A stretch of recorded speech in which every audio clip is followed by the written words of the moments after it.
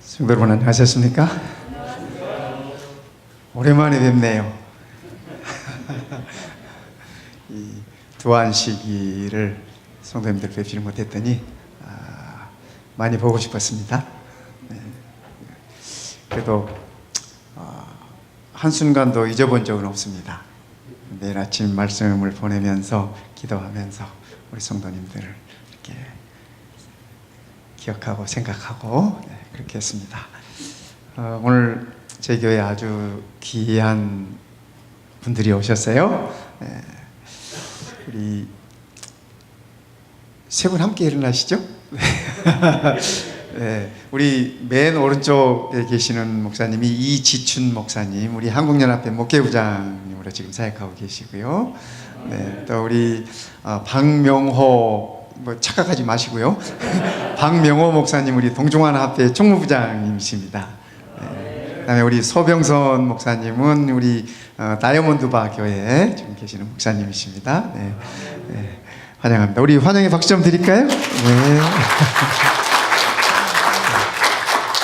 이번에 미국의 그 종교자유부 회의차 오셨다가 저희 교회를 방문해 주셨습니다. 참 감사하고, 우리 이지춘 목사님은 내일 아침 저희들에게 귀한 기회를 주실 것입니다.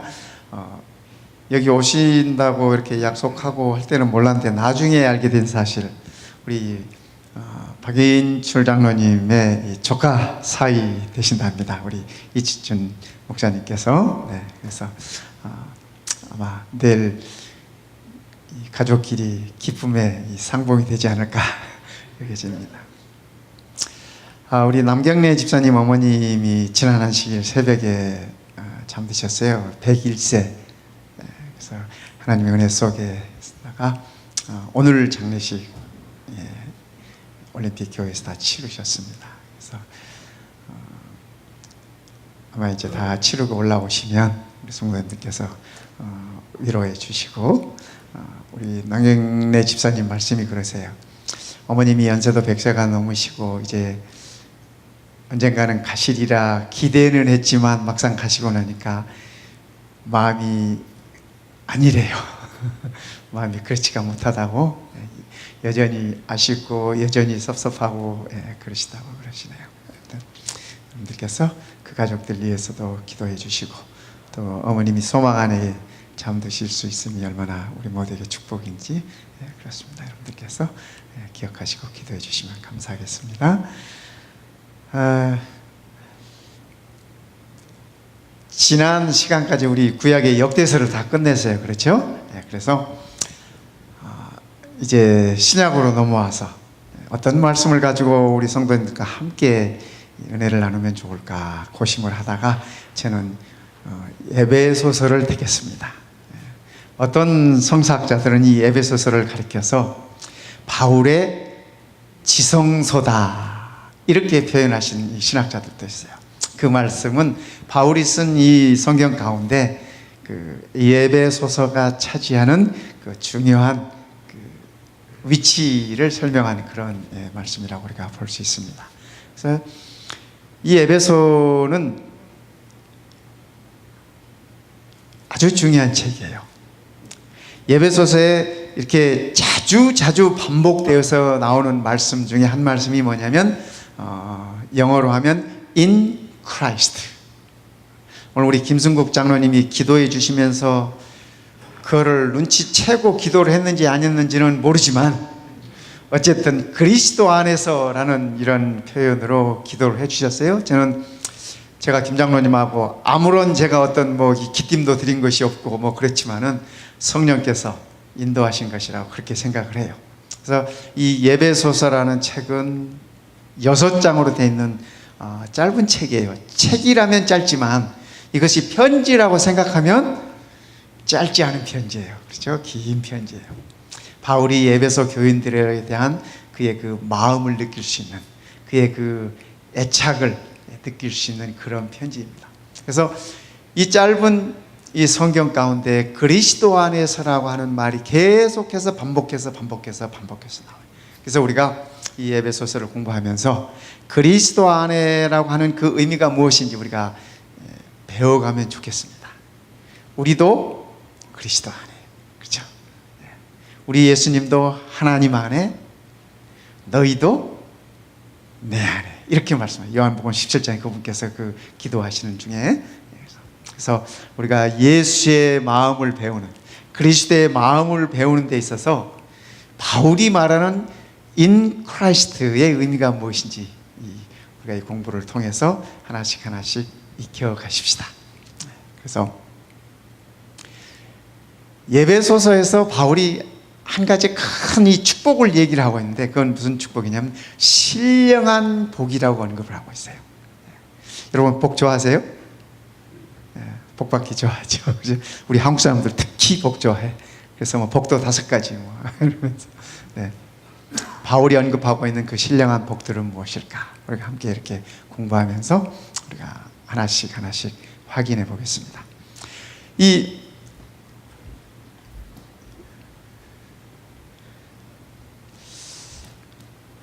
제가 확인을 하고 이렇게 했는데 배터리가 다 됐네요. 우리 이기현 장로님, 제 가방 안에, 제 가방 이 맨 그 바깥쪽 파켓에 보면은 그 트리플 A 배터리가 2개 들어 있습니다. 예.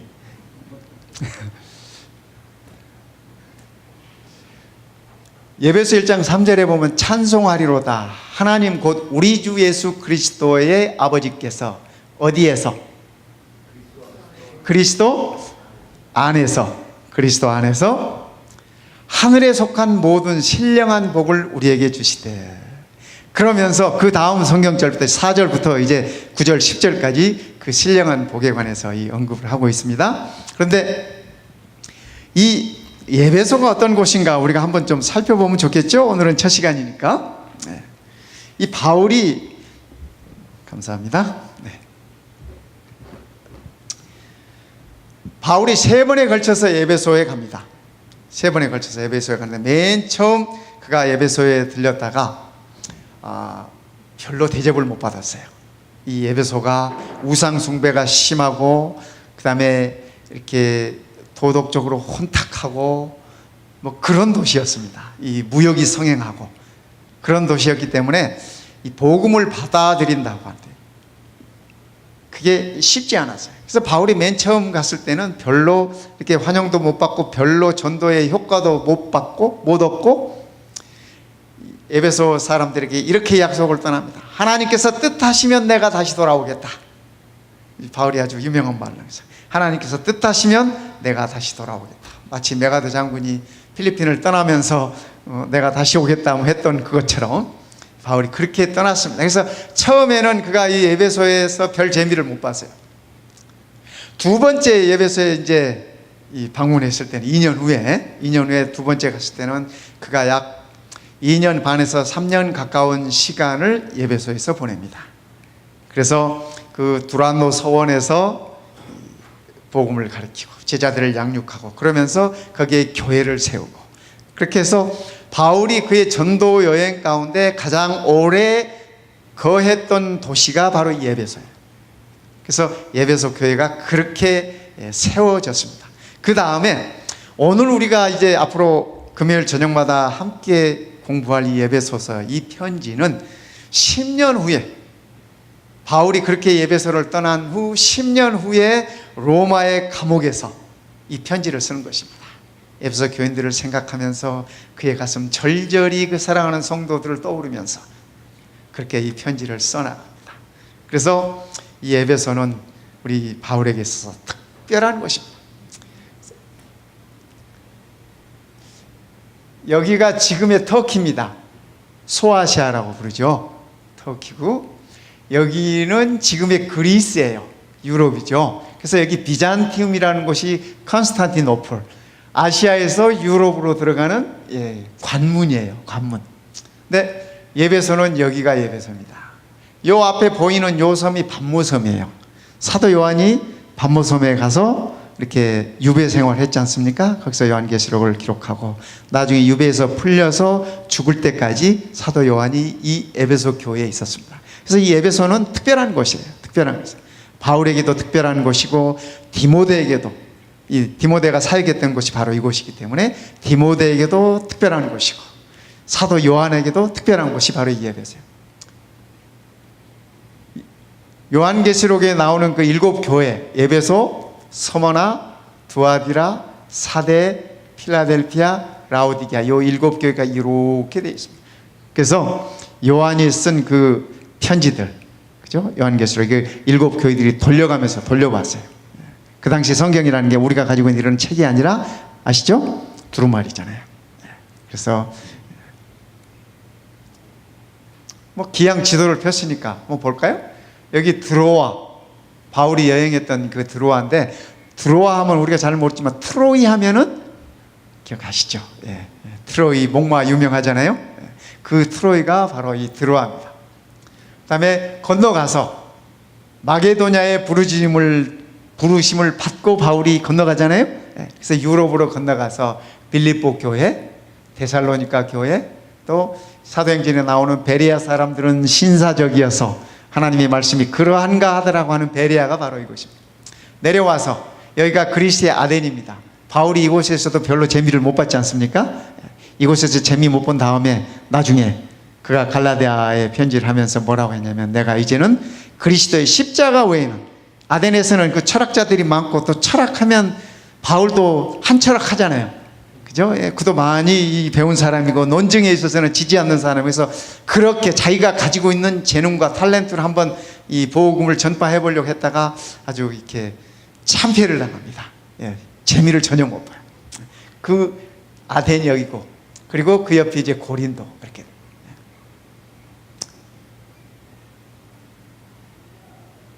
이 에베소는 뭐 이 아볼로가 이 침례요한의 기배를 받았던 곳이고, 그 다음에 바울의 그 이 천막 동업자 아굴라 브리스길라가 함께했던 곳이고, 바울이 약 3년을 목회했던 곳이고, 디모데가 목회했던 곳이고, 요한이 예수님의 어머니 마리아를 모시고 죽을 때까지 계셨던 것이 에베소예요. 그래서 오늘 첫 시간이니까 에베소 여행을 한번 우리가 해볼까요? 언제 에베소 가보겠어? 이럴 때 가봐야지, 그죠?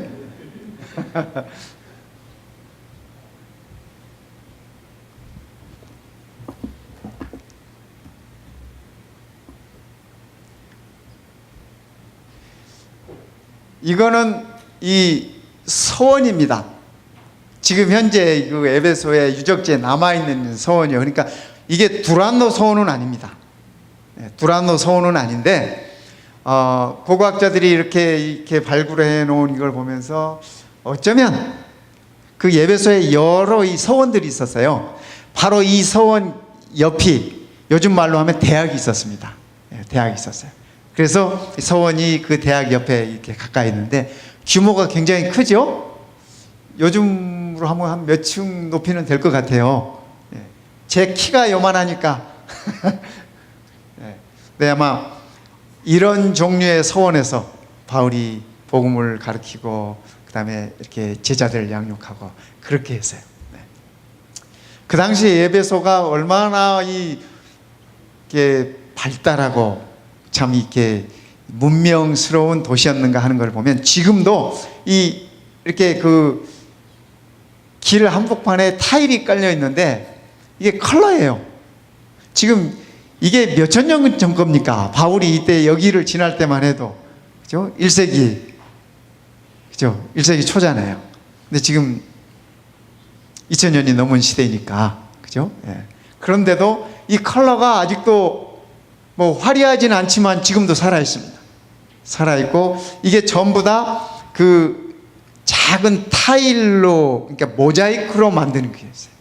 그래서 그 당시 에베소의 그 문물이나 이런 것들을 조금 엿볼 수 있는 곳입니다. 이거는 신전이에요. 신전. 여기 신의 모습이 있습니다. 이렇게 여러분들이 좀 잘 안 보이실 텐데, 멘도사라는 신이에요. 메도사.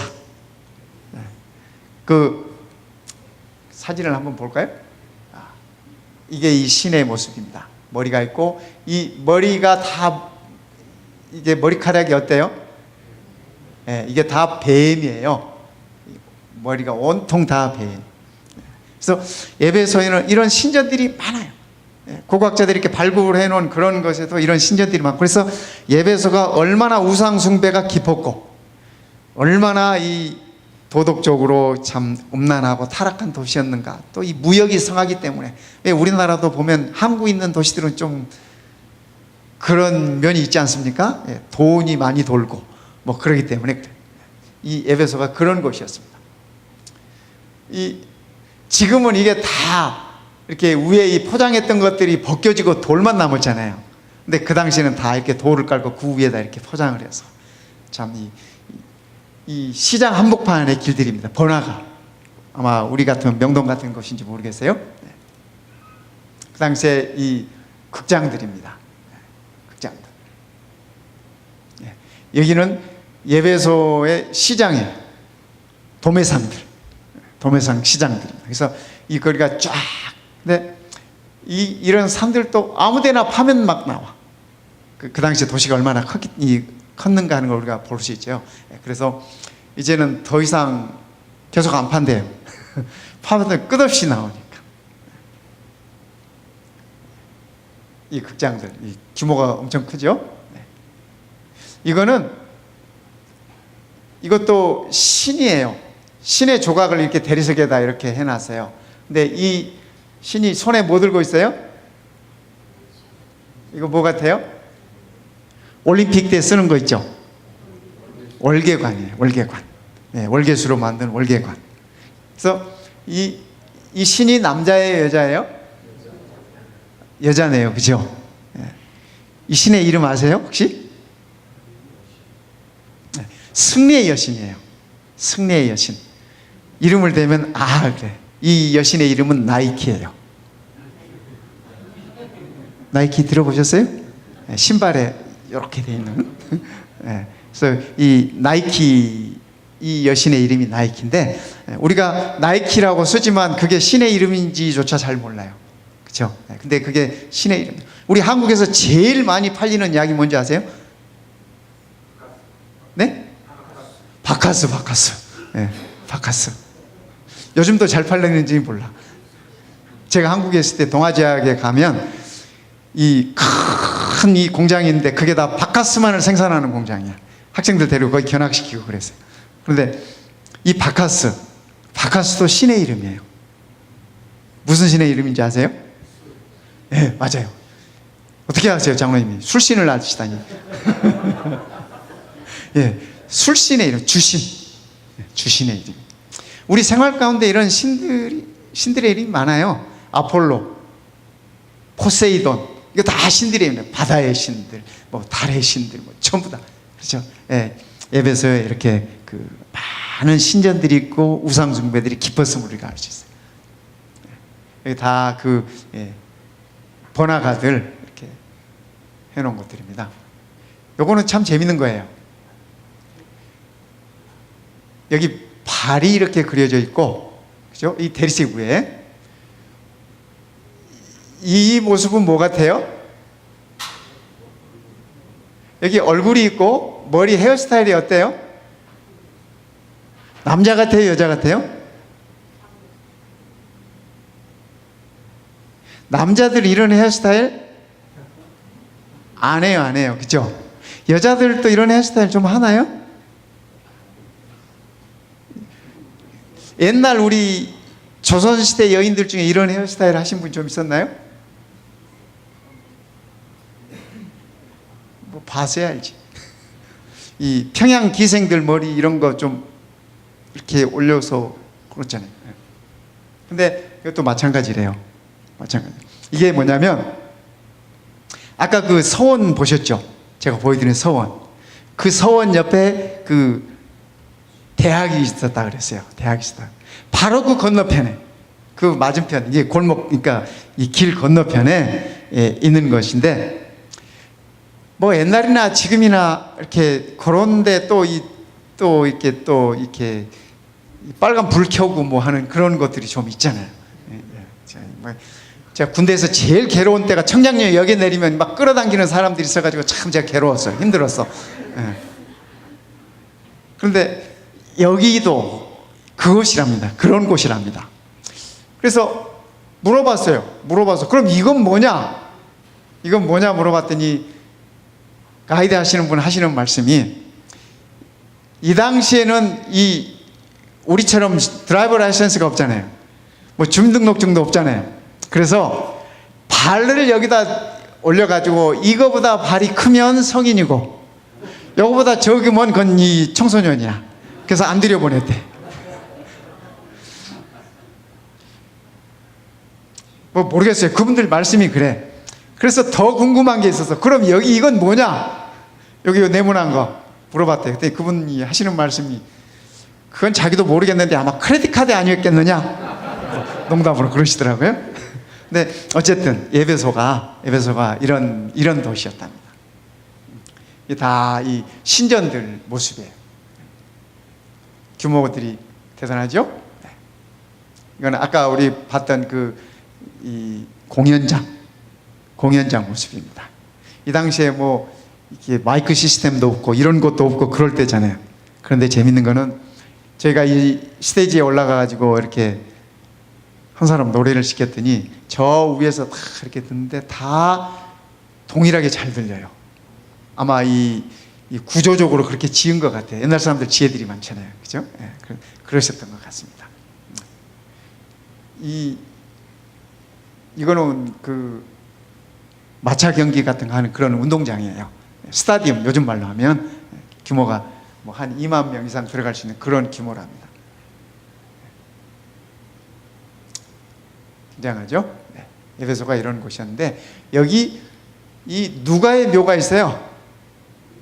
여기 굉장히 낯익은, 여러분이 읽을 수 있는 글이죠. 저도 깜짝 놀랐어요. 여기 한국말로 이렇게 있어가지고.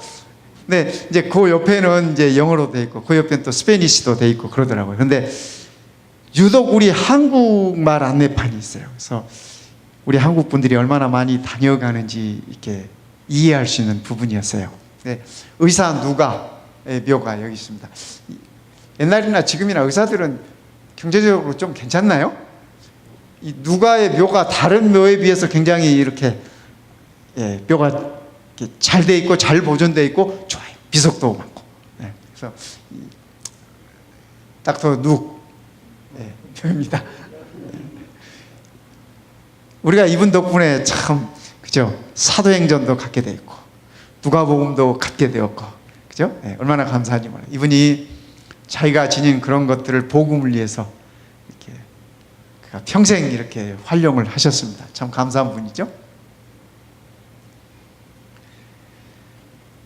에베소의 유명한 신의 이름이 아데미예요.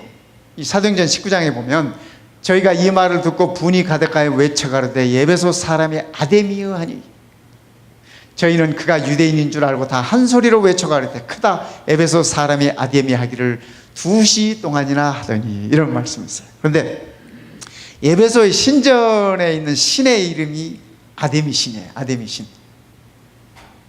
요게 아데미 신의 모습이에요. 요게 지금도 이런 신들을 에베소에 가면 이렇게 나무로 깎아가지고 팔아요. 제가 이걸 하나 사올까 하다가 그때 말입니다. 사올까 하다가 지금 같았으면 아마 사왔을 거야. 근데 제가 그때 갈 때만 해도 지금보다 훨씬 젊었잖아요. 그래서 어른들이 뭐라 그러실지 그게 두려워가지고 제가 사오지를 못해서. 근데 이렇게 팔아요. 뭐 이게 구리로도 만들어서 팔고 나무로도 만들어서 팔고 하는데, 이 신의 모습이 좀 특이하지 않습니까? 이 다 뭐 같아요, 이거? 이 맹고 같은 게 막 주렁주렁 열려 있잖아요. 그죠? 이게 그죠? 아이들이 먹는 거예요. 아이들이 먹는 거예요. 그래서 이 아데미 신은 이 다산을 상징하는 신이에요. 다산. 그리고 이 풍요로움을 상징하는 그런 신이에요. 근데 뭐 지금은 신전도 다 무너졌고 뭐 이 기둥만 몇 개 남아 있어요. 에베소에. 제가 가까이 갈 수가 없어서 멀리서 사진을 찍었는데 여기 기둥 보이시죠? 이거요. 이게 그 아데미 신전에 유일하게 하나 남은 이 기둥입니다. 지진 때문에 기둥이 여러 개 남았다가 지진 날 때마다 하나씩 사라진대요. 그래서 지금은 하나만 남아있답니다. 근데 이 엄청 크잖아요. 그래서 야, 에베소의 신전이 도대체 얼마나 컸을까, 뭐 그냥 상상으로만 이렇게 떠올렸었는데, 어느 날 제가 이 테네시 내시빌이라는 곳에 제가 이 전도 집회를 간 적이 있어요. 그래서 거기 이렇게 열흘 동안 있었는데, 거기 계시는 목사님이 하루는 제게 그러는 거예요. 목사님, 여기 오셨으니까 꼭 가보실 곳이 있습니다. 그러면서 안내를 하셨어요. 근데 그곳에 갔더니요, 요게 이 에베소에 있던 아데미 신전의 이 모형도입니다. 그 당시에 뭐 사진은 없지만 그림은 있을 거 아니에요. 그래서 그 그림에 이 기둥들, 그죠? 이 멋진 기둥들이 지금은 다 지진으로 넘어지고 아까 보셨듯이 하나 남아 있는데, 테네시에 갔더니 이렇게 있어요. 아데미 신전을 고고학적으로 다 고증하고 그 사이즈 그대로 만들어 놨어요. 그래서 이제 많은 분들이 이곳에 관광을 가요. 관광을 가고 안에 아데미 신도 보고. 그래서 제가 아데미 신을 만났다는 거 아닙니까? 이 안에 들어가서. 규모가 대단하죠? 이 대리석 기둥들입니다. 이게 전면에서 본 거기 때문에 측면에서 보면 규모가 더 어마어마합니다. 이분이 제 안내해 주신 목사님. 저도 상당히 젊었네 이때. 우리 딸이 이거 보고 아빠도 멋있을 때가 있었네 그래. 그러니까 지금은 안 멋있다는 얘기죠. 그 신전 안에 있는 아데미 신의 모습입니다. 신의 모습. 근데 지금 여기 뭐가 있어요? 이거 뭐 같아요? 요렇게 여기 머리가 있고 뱀이에요. 뱀이요.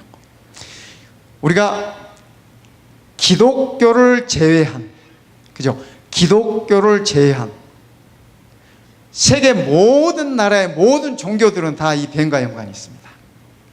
제가 언제 기회가 되면 그 사진들도 한번 다 보여드릴게요.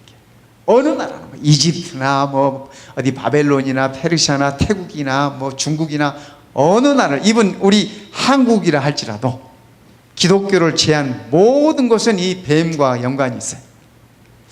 왜 그런지 알겠죠? 예, 말 안 해도, 그죠? 예. 이 아데미 신이 들고 있는 이 방패인데, 이 방패도 전부 다 이게 뱀으로 이렇게 쌓여 있습니다. 뒷모습 보면 이 여신의 뒷모습은 아까 그 전면에서 봤던 이 뱀의 이 구렁이에 이 꼬리가 이쪽에 와 있어요. 그래서 이 다산의 여신인데, 이 신전에서 각종, 마치 우리 그 아론과 이스라엘 백성들이 신의 산자락에서 금송아지를 만들어 놓고, 그죠? 하나님 앞에 참 이렇게 보이지 말아야 될 이렇게 모습들을 보였지 않습니까? 이방신들도 마찬가지. 그래서 에베소가 이런 곳이었습니다. 여기 이 마리아가 살았던 집이라고 하는데 뭐 진짜인지 가짜인지 모르겠지만 아무튼 뭐 이 동네 어디였을 것은 사실이잖아요. 근데 여기에 이렇게 마리아가 살았던 생가라고 하고 뭐 이렇게 캐톨릭에서 이렇게 조각도 만들어 놓고 뭐 그랬더라고요. 근데 여기 걸레 같은 건 뭘까요? 예, 그 왜 예루살렘의 통곡의 벽 가면 이렇게 그 돌 사이사이에다가 이렇게 기도문들을 꽂아놨잖아요. 저도 이게 뭔가 하고 가서 이렇게 하나씩 들춰봤더니 이 기도문들을 적어가지고 헝겊을 여기다 매달아놨어요. 근데 헝겊이 없잖아요. 근데 헝겊 파시는 분이 또 옆에 있어. 그러니까 참 우리 예수님 덕분에 먹고 사시는 분들 많아. 헝겊을 팔아, 헝겊 조각을 팔아, 헝겊 조각. 가지고 이렇게 줄줄이 매달아놓고 여기 뭐 각종 기도문들을 적어놨더라고요. 여기는 요한의 무덤이 있는 곳입니다. 사도 요한. 그 규모가 엄청 큰데요. 그러니까 이 무덤의 규모가 아니라 이 전체 도성의 이 규모였습니다. 가면 여기가 요한의 무덤이랍니다. 그러니까 이제 후세 사람들이 여기다가 이렇게 알아보기 좋게 기둥도 세우고 여기다 이렇게 표식을 한 것 같아요. 그래서 이 에베소가 이렇게 이제 적혀 있는데, 에베소 여행 잘했죠? 예, 에베소 여행 잘했습니다. 오늘은 첫 시간이니까, 그죠? 오늘은 첫 시간이니까 예배소 가운데 이 6장 가운데 1장, 2장, 3장, 4장, 5장, 6장 6장 가운데 이 핵심만 살짝 이렇게 제가 이렇게 일러드릴게요. 그리고 다음 시간부터 우리 이제 한 장씩 차분하게 그렇게 공부할 것입니다. 네. 그리스도 안에 in Christ, 에베소서에서 늘 반복되는 자그마치 38번이나 그 말씀이 나와요. 네. 그런데 그 말씀은 참 중요한 말씀인 것 같아요. 우리가 내 안에 뭐가 있느냐에 따라서 달라지잖아요. 그죠? 이렇게 꽃을 담으면 뭐예요? 꽃을 담으면 꽃병이에요. 그렇죠? 꽃을 담으면 꽃병이고, 참기름을 담으면 참기름병이고, 무엇을 담느냐, 이건 굉장히 중요한 것이에요. 그렇죠? 똑같은 도자기라도 거기에다 소변을 받으면 그거는 오강이 돼. 소변 받은 거 그걸 가지고 꽃병이라고 하는 사람은 없어요. 정신 나간 사람이나 그렇지. 마찬가지. 우리가 그리스도인으로서 내 안에, 그죠? 내 안에 그리스도가 우리 안에 계시면, 그죠? 우리는 그리스도의 향을 풍기는 아름다운 모습이 되지만, 내 안에 성령 외에 악령을 담아둔다면 우리는 추한 냄새가 나는 그런 그릇일 수밖에 없는 것입니다. 그래서 이 에베소서는 우리들에게 그러한 것들을 일깨워주는 책입니다.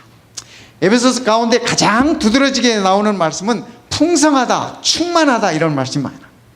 1장부터 6장까지 매 장마다 반복해서 성령의 충만하심, 은혜의 풍성하심, 이 풍성한, 그래서 그 신령한 축복이 풍성하게 넘쳐나는, 다윗의 표현을 빌리면 잔이 넘쳐난다고 하는 그러한 동일한 표현이 이 가운데 있습니다. 그래서 우리가 이 에베소서를 공부하면서 이걸 체험하고 이걸 느끼고 이렇게 우리가 살 수 있으면 참으로 우리가 복된 자라 그렇게 생각할 수 있을 것 같습니다. 그래서 제가 에베소서를 택했습니다.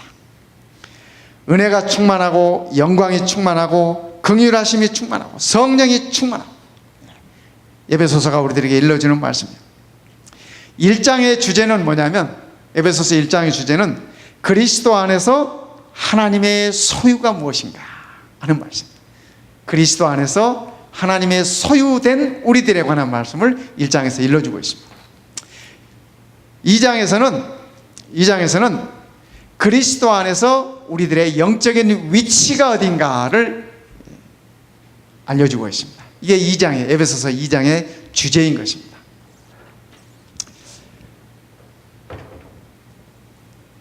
3장은 그리스도 안에서 영적인 공동체.